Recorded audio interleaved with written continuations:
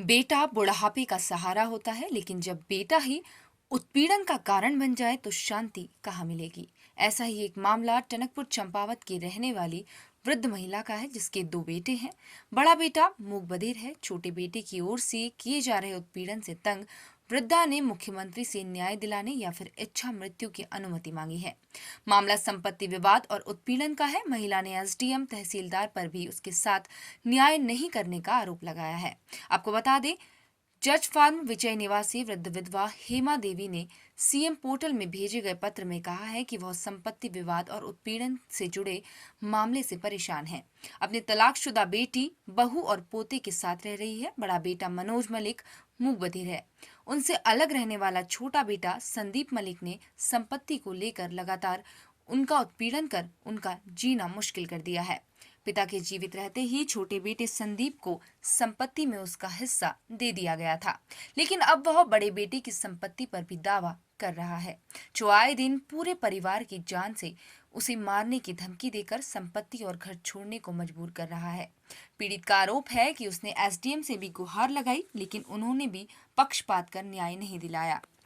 उनका विवाद कुमाऊं आयुक्त न्यायालय में भी विचाराधीन है। वृद्धा ने कहा है कि पिछले 7 साल से छोटा बेटा उनका उत्पीड़न कर रोज मारपीट कर रहा है।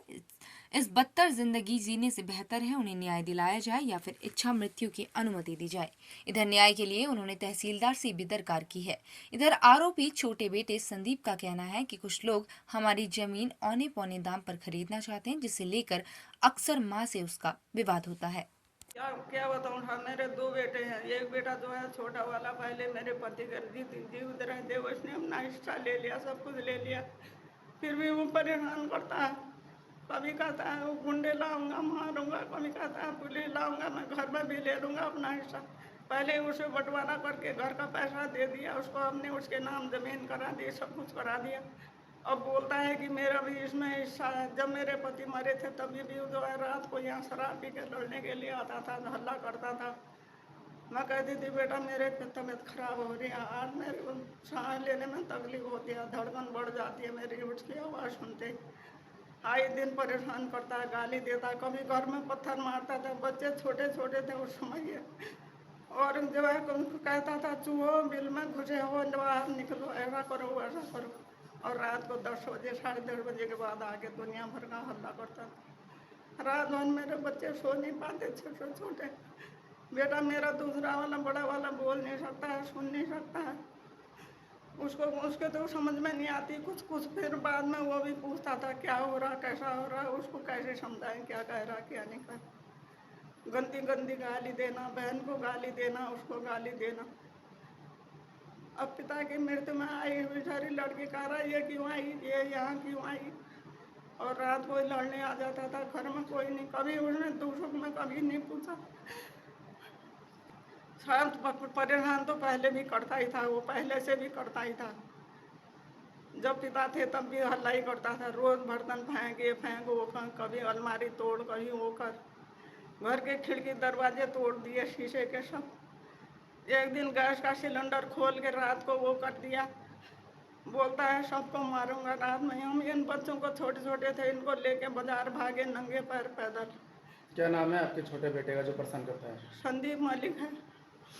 तो बताओ, हमारे घर में उत्पीड़न काफ़ी टाइम से चल रहा है। पिताजी ने इसी की नाटकों के से परेशान होकर इसको इसकी संपत्ति अपने जीवित रहते ही दे दी थी, ताकि ये हमें चैन से रहने दे।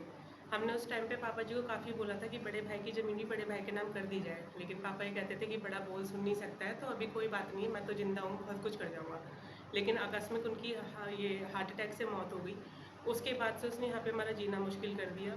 बल्कि हमारे पिताजी की जब 13वीं चल रही थी, वो 13वीं भी नहीं करने दे रहा था। मैं अपने पिताजी की मृत्यु के समय पे यहाँ पे आई थी, तो रात को ही आके यहाँ पे मेरे साथ मारपीट करी कि तू यहाँ क्यों आ गई, तेरी क्या ज़रूरत है, तू यहाँ से जा, तो यहाँ पे कोई वो नहीं है। फिर मैंने जाके पुलिस में कंप्लेन करी थी, एसडीएम सर को भी रिक्वेस्ट दी थी कि सर ये इस तरीके से हमें परेशान करता है, मारता पीटता है। और रही उत्पीड़न की बात, तो 2016 के बाद पिताजी की मृत्यु के बाद से इसने हमारा जीना बहुत मुश्किल कर दिया है। हालांकि मैं यहाँ नहीं रहती हूँ, लेकिन जब कभी भी मैं तीज त्यौहार में या किसी भी टाइम पे घर आती हूँ, तो वो हमेशा आती मेरे साथ गाली गलौज करता है, मारपीट करता है। उसका भय हमेशा में बना रहता है। हमारे घर की ऐसी स्थिति रहती है कि हम शाम के समय अपने घर के दरवाजे भी नहीं खोलते हैं, दिन भर भी हमारे घर के दरवाजे बंद रहते हैं। हमें हमेशा ये भय बना रहता है कि ना जाने कब हमारे साथ कब परिवार के किसी भी सदस्य को मार सकता है। मेरी वृद्ध माँ है, विधवा वृद्ध माँ है, और मेरा बड़ा भाई है जो बोल सुन नहीं सकता।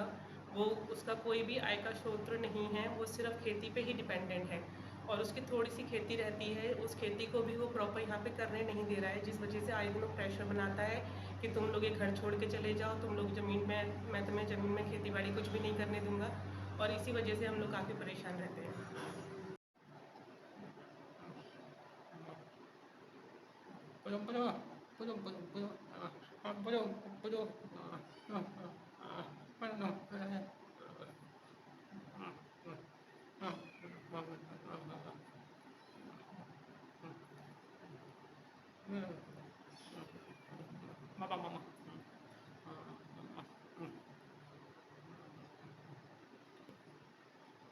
डिजिटल युग में खबरों से खबर तक हम हैं आपके साथ।